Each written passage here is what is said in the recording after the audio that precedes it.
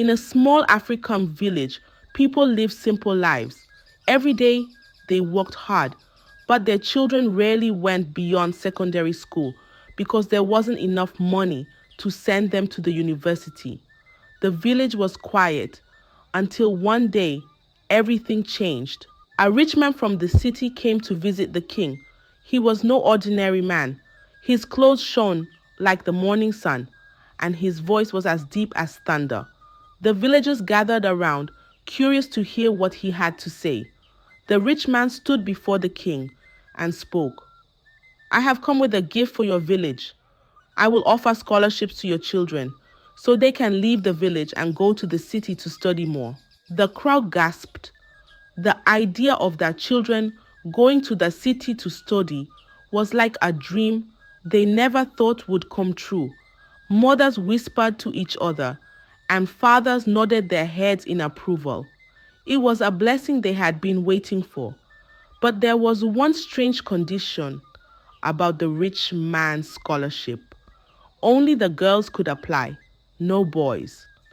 The boys are strong and good for farming, the rich man explained. But the girls, they need this chance more. The villagers were surprised. They didn't understand why only the girls could go, but they didn't ask any questions. All they cared about was that their daughters now had a chance to escape the struggles of the village and find success in the city. The rich man left the village, leaving behind hope that had not been seen in years. The news spread like wildfire, and soon every family with a daughter prepared her for the opportunity. There was excitement in the air as parents dreamed of the great things their girls would become. But no one knew that this scholarship had a dark side, a side that would change their lives forever. Mr. Raji, the village teacher, was a name that echoed in every corner of Abidan. Tall and full of charm, he was the only teacher in the village, and the parents adored him. His smile was as bright as the morning sun, and his voice was smooth like honey. He often stood in front of the school telling stories about the big city, how the buildings touched the sky, and how the people were always busy. In the city, anything is possible, he would say. Your daughters will be great if they study hard. As soon as the villagers heard about the scholarship, they rushed to Mr. Raji's school. They wanted their daughters to be ready for the city, and who better to teach them than Mr. Raji? Parents brought gifts of yams, fish, and even fine clothes to show their appreciation. Please, teach my daughter well, they would beg. Make sure she gets that scholarship. Mr. Raji smiled and nodded. Don't worry, he said. I will prepare them. They will be the best in the city. His words were like sweet music to their ears, and soon Mr. Raji became the most important man in the village. The more he talked about the city, the more the parents trusted him. They believed that with Mr. Raji's help, their daughters would leave the village and never return to the hard life they knew. One day, Mr. Raji made a special announcement. I will start private lessons, he said. These will be for the brightest girls to help them pass the scholarship exams. The parents were thrilled. They scrambled to get their daughters into these private lessons, thinking it was their best chance. But behind Mr. Raji's smooth words and bright smile, there was something dark.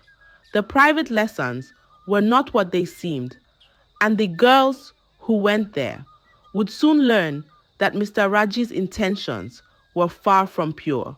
Mr. Raji's private lessons were held in a small, quiet classroom away from the main school. Only a few chosen girls were allowed inside, and their parents believed it was the key to their success. But once the door closed, the bright and friendly Mr. Raji became someone else. He spoke softly, but his words carried a hidden weight. You all want to go to the city, don't you? He would ask. The girls, eager to leave the village and make their families proud, nodded quickly. Well, if you want that, you must do everything I say, he whispered. Your future depends on it. The girls were young and full of hope. They didn't know that Mr. Raji was weaving a web of lies, trapping them with his smooth words. He told them that keeping his secrets was part of their journey to success. No one must know what we do here, he warned, his eyes sharp. If you tell, you'll never get the scholarship. You'll be stuck here in this village forever. Some of the girls felt uneasy. They didn't understand why Mr. Raji touched them in ways that didn't feel right, or why he gave them strange herbal drinks, saying it would make their minds sharper. But fear held their tongues. They couldn't risk losing the chance to escape the village and build a better life in the city. So they stayed silent, each one keeping Mr. Raji's dark secrets hidden deep inside, hoping their obedience would lead them to freedom. But the weight of the silence grew heavier with each passing day, and the bright future they once dreamed of started to feel more distant. Tiwa was known all over Abidan for her beauty and her sharp mind. Her skin glowed like the early morning sun, and her smile could light up the darkest room. She was the pride of her family, and her parents believed she would be the one to bring honor to their name by winning the scholarship and going to the city. One day, Mr. Raji visited Tiwa's home. He sat with her parents, his voice smooth like oil. Your daughter is special, he said, his eyes gleaming. She has the potential to do great things in the city, but she needs extra help, special lessons that I can give her. Tiwa's parents, dreaming of a bright future for their daughter, didn't hesitate. They trusted Mr. Raji completely. Take her, they said, and make her great. They believed every word he said, thinking he was their daughter's ticket to a better life. Tiwa went with Mr. Raji, full of hope and excitement. She imagined herself walking the streets of the big city, studying in grand buildings, and becoming someone important. But once she was in Mr. Raji's private lessons, everything changed. Mr. Raji made her drink a strange potion, telling her it would make her smarter, sharper. This is the first step to the city, he whispered. Then he crossed boundaries, telling her it was all part of the sacrifice needed to succeed. Confused and scared, Tiwa did as she was told, not knowing the danger she was in. Days passed and Tiwa didn't return home. Her parents waited, thinking she was still with Mr. Raji. But when weeks turned into months, whispers started spreading through the village. Where is Tiwa? Some asked. Has anyone seen her? Others murmured. Her family began to believe that she had run away with a man, perhaps to the city, and they quietly accepted it. No one dared to question Mr. Raji, for in their eyes, he was still the key to their daughter's success. They trusted him so blindly that they never suspected the dark truth behind Tiwa's disappearance. And so, Tiwa was gone, just like a breeze that leaves no trace. But her name stayed on the lips of the villagers, whispered in secret, while Mr. Raji continued his dark deeds in the shadows. As time passed, Mr. Raji's power in Abidan grew like a mighty tree, its roots spreading deep into the hearts of the villagers. More and more girls were sent to his private lessons, and their parents, blind with hope, believed he held the key to their future. Every day, the villagers brought gifts to Mr. Raji's doorstep: fresh yams, bags of rice, chickens, and even money. They brought him fine clothes and shoes, all in the hope that he would give their daughter special attention. Please, take care of my daughter, they would say, bowing their heads in gratitude. We trust you. And Mr. Raji smiled, accepting their offerings with open hands. Your daughters will go far, he assured them. They will make you proud. His words were like sweet honey, and the villagers ate them up, never suspecting the bitterness hidden beneath. But behind the mask of a kind teacher, Mr. Raji's darkness only deepened. The more gifts he received, the more power he felt. He continued to prey on the girls, telling them that their success in the city depended on keeping his secret. He made them believe that everything he did was part of the special preparation for their bright future. The girls, too afraid to speak out, kept their silence while the villagers continued to sing Mr. Raji's praises. "He is our hope," they would say. "Without him, our daughters would never see the city." No one questioned his actions. No one dared to look beyond his charming smile. The more the villagers trusted him, the more bold Mr. Raji became. He convinced the parents that certain girls needed extra lessons, and the naive parents gladly agreed, sending their daughters into the lion's den without knowing it.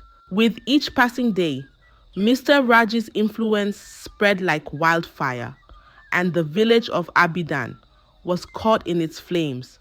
His darkness was hidden in plain sight, and the villagers were too blinded by their dreams to see the truth. The whispers among the girls continued to grow, spreading like a slow wind across Abidan. Though fear kept their lips tight, there was something that unsettled their hearts.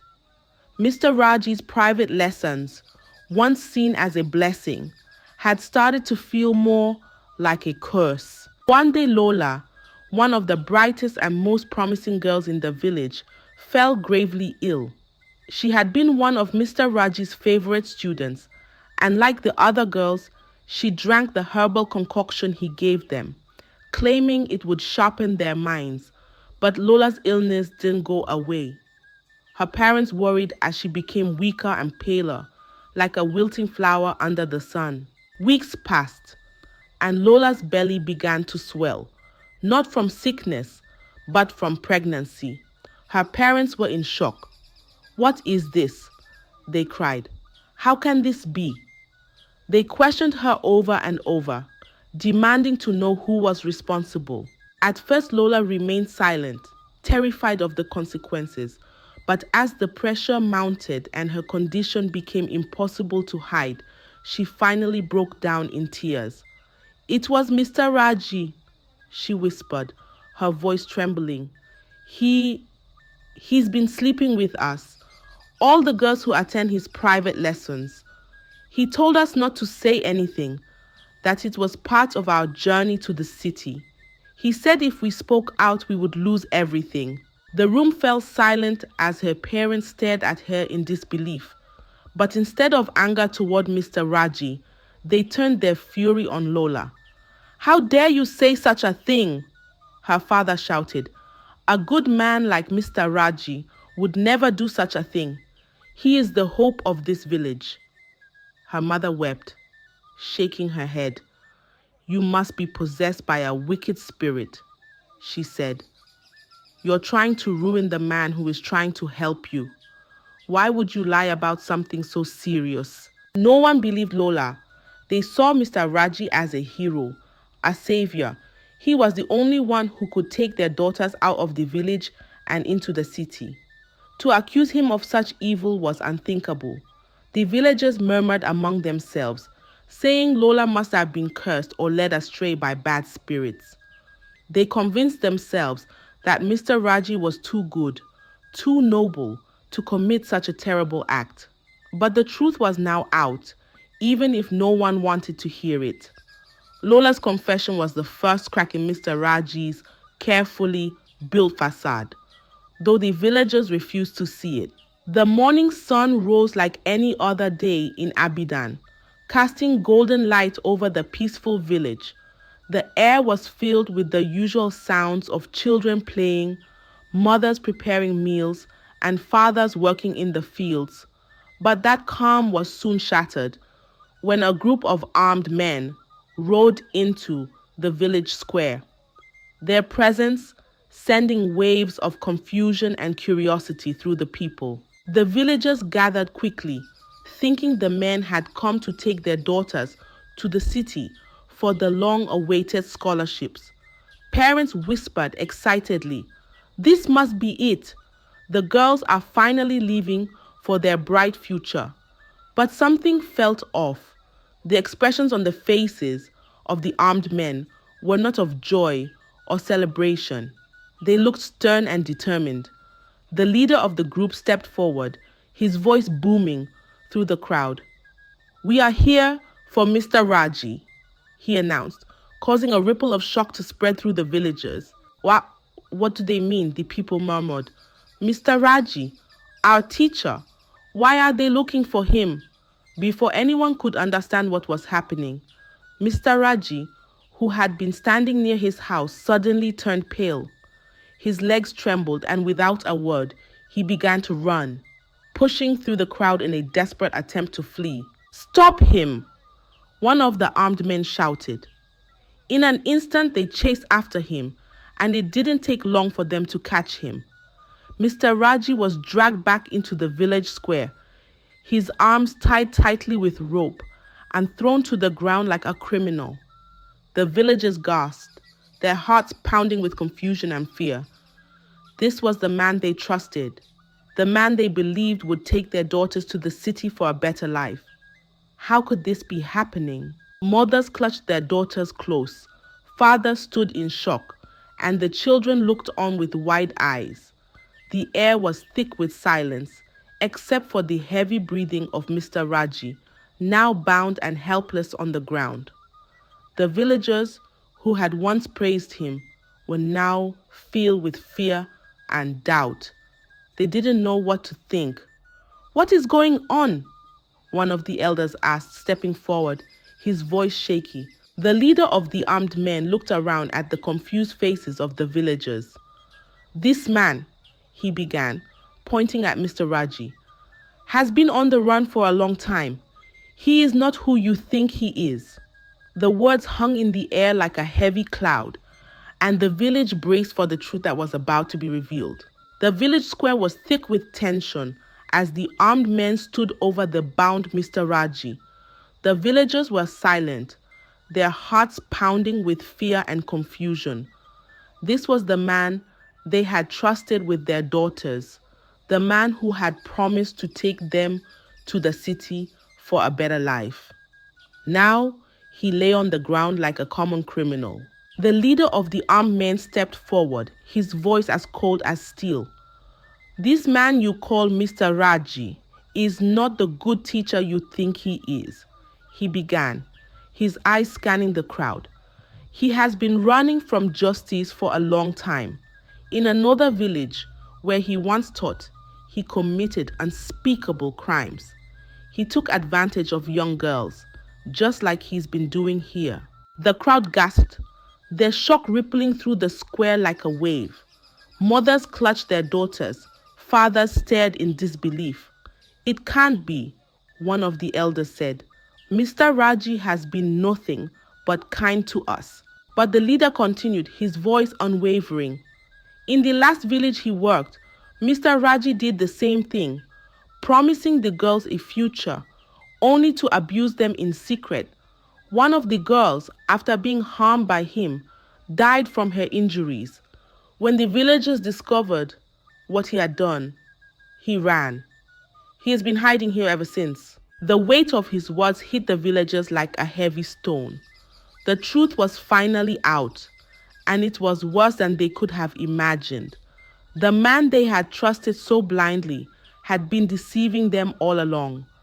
Mr. Raji, still bound, tried to speak, his voice trembling with fear. I didn't mean to." "Enough!" The leader of the armed men cut him off. "You've done enough harm." The villagers, now filled with a mixture of anger and betrayal, stared at Mr. Raji, their minds spinning. How could they have been so blind? How had they allowed this man to prey on their daughters without questioning anything?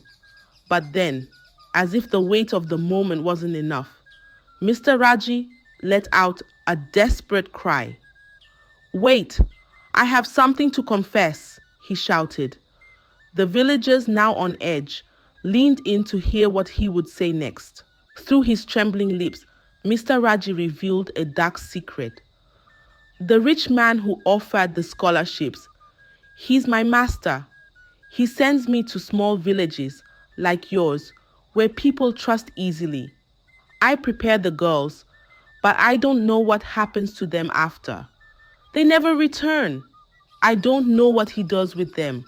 The crowd stood frozen, the shock too much to bear.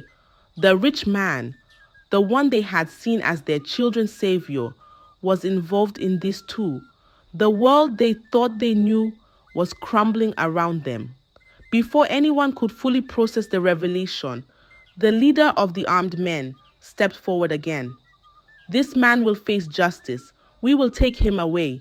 But you must understand, he has been a wolf in sheep's clothing, preying on your village for far too long. The villagers stood frozen, their minds reeling from the confession. The man they had once trusted was part of something much darker than they had ever imagined. Parents who had once dreamed of their daughters' futures in the city now faced the bitter truth. They had been fooled, and their girls had been sacrificed for a lie.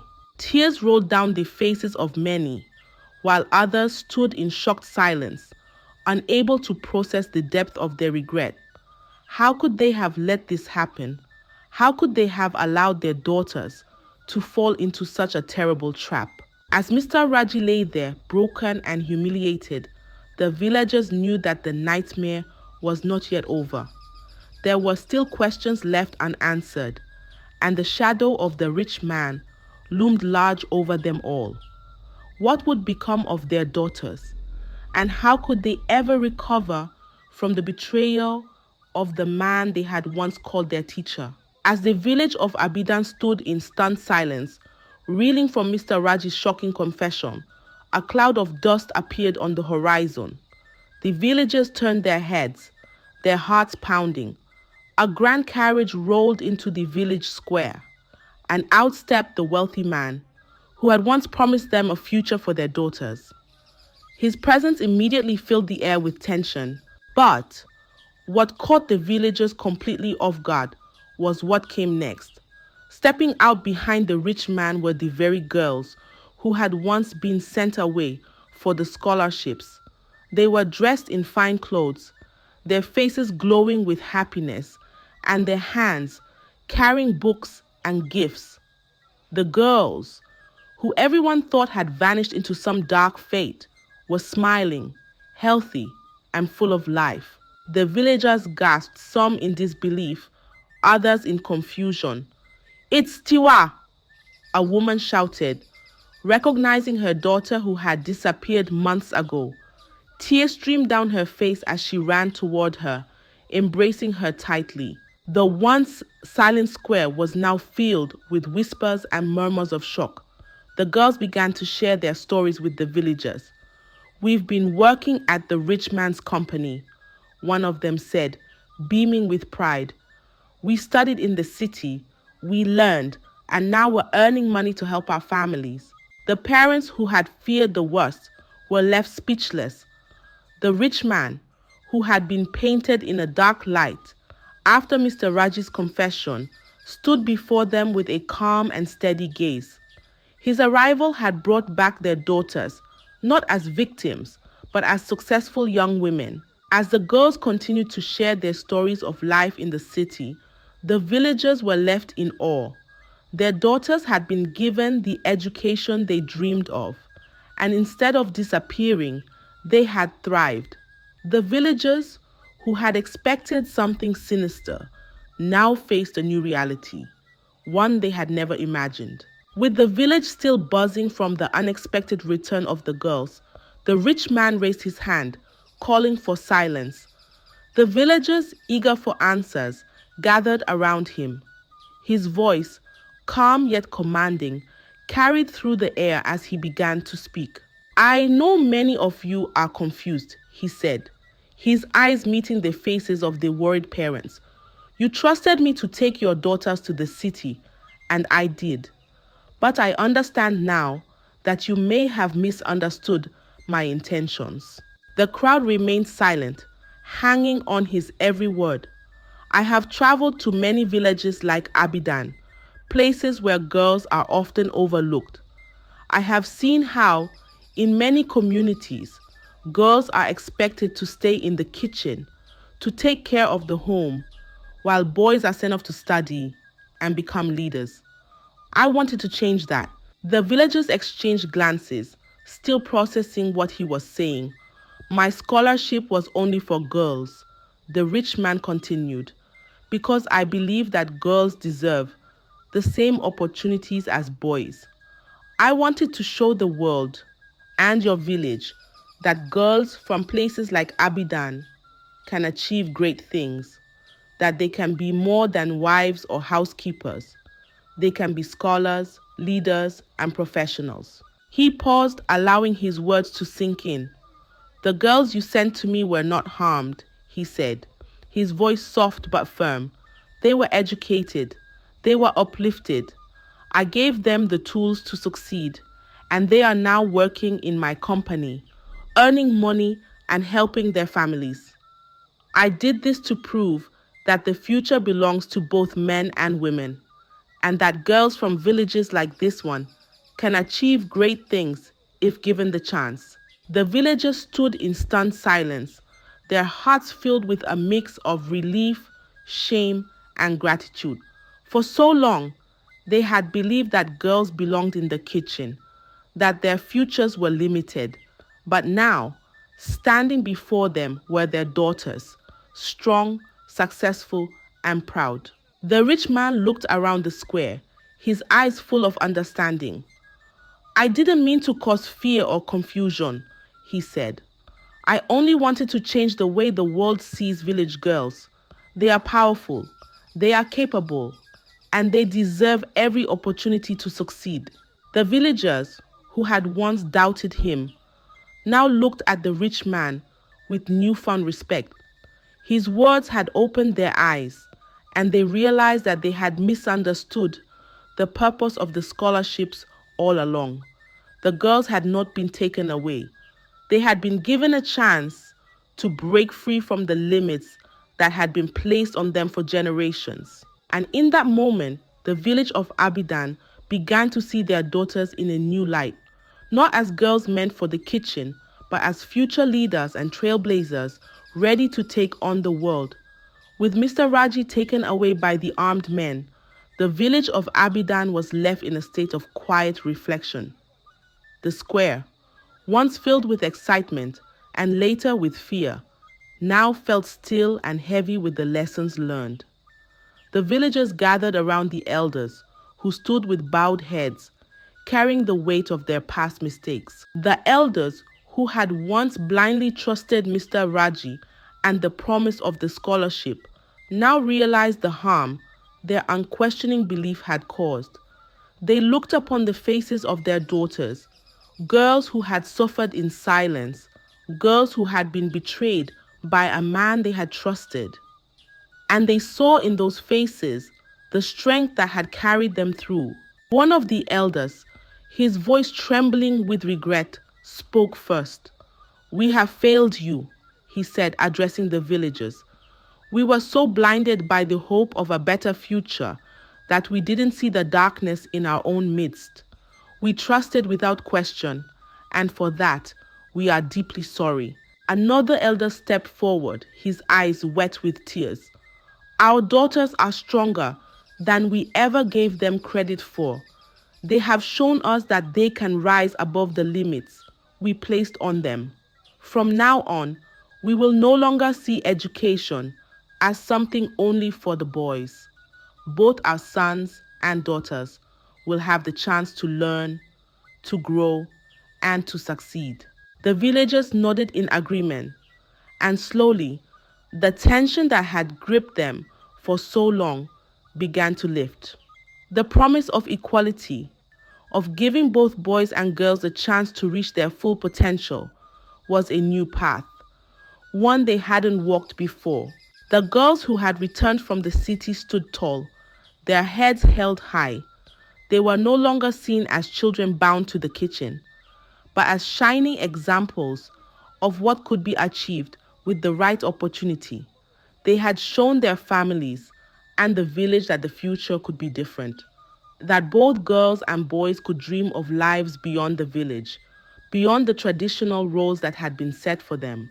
The village elders vowed to fund the education of every child, boy or girl, who wished to study further. They pledged to build a stronger school, one that would prepare their children for the future, not just the city, but for life. And they promised never again to trust blindly, to always question, to ensure that their children would be protected. And so the village of Abidan began its new chapter. The lessons learned from the dark tale of Mr. Raji would not be forgotten, but they would pave the way for a brighter future. A future where both girls and boys could thrive, where trust would be earned, not given freely, and where the village as a whole would stand together to ensure that no harm would come to their children again. As the sun set over the village, casting a golden glow on the fields and homes, there was a sense of renewal in the air. The shadows of the past were slowly fading, and in their place, a new beginning was dawning, one where every child, no matter their gender, could dream of a future filled with promise. I hope you enjoyed the tale. If so, please like the video, share it with your family and friends, comment on it, and don't forget to subscribe to the channel and turn on the notification bell for more enchanting tales like this one. Goodbye.